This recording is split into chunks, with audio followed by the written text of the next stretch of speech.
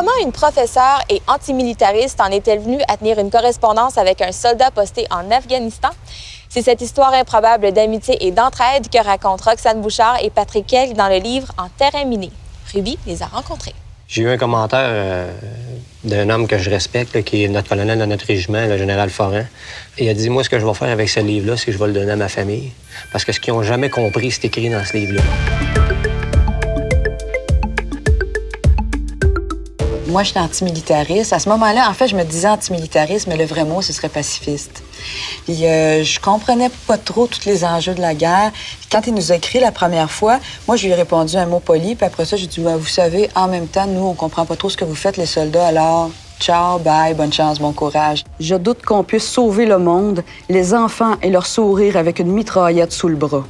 Cela n'a pas de sens pour moi.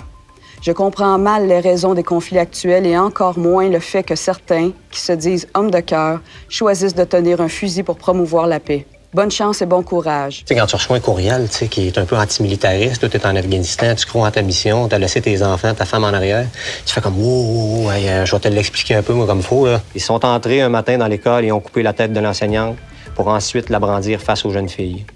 Imagine le scénario chez nous. Aurions-nous le courage d'envoyer nos enfants à l'école après une menace aussi sérieuse?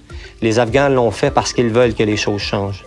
Alors, pour l'éducation dans ce pays, nous devons tout de même assurer la sécurité, sinon, pour ces jeunes femmes, elle ne sera jamais possible.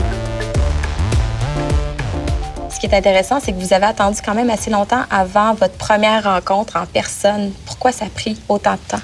On n'avait pas d'intérêt parce que, tu sais, on avait des vies rangées, on était loin. Moi, j'étais à Québec, j'étais à Joliette. C'était des échanges qui s'arrêtaient par écrit, là. Puis ça, on a des collègues de bureau, des amis de bureau, des amis de sortie, des amis de filles. Nous autres, c'est un ami de correspondance.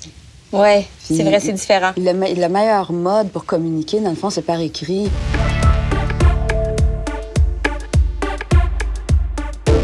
D'où est venue l'idée d'en faire un livre? Après notre première rencontre, moi, je suis allée au Salon du livre de Québec, voir mon éditeur. Et là, je commence à lui dire, hey, je suis toute excitée, je viens de rencontrer mon correspondant militaire. Ça fait 9 ans qu'on s'écrit, notre 10 ans à ce moment-là. Puis là, il m'a dit, c'est quoi, c'est un correspondant militaire?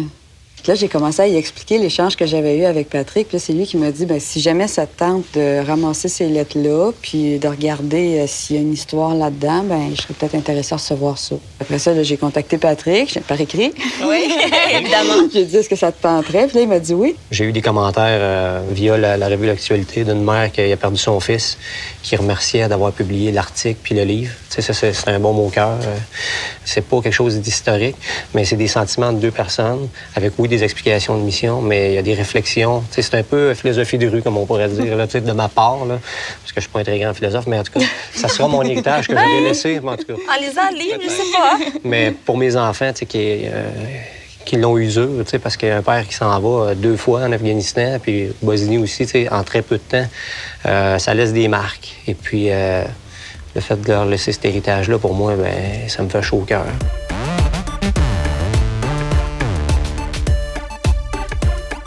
Je crois que plus qu'on va éduquer nos soldats, plus qu'il va y avoir de culture, moins il va y avoir de guerre, plus qu'il va y avoir de paix. Fait que ça commence aussi avec l'éducation. La culture, c'est très important. Savoir d'où on vient, où on va. À partir de là, peut-être qu'on aura à moins utiliser les armes. Mais l'avenir nous le dira.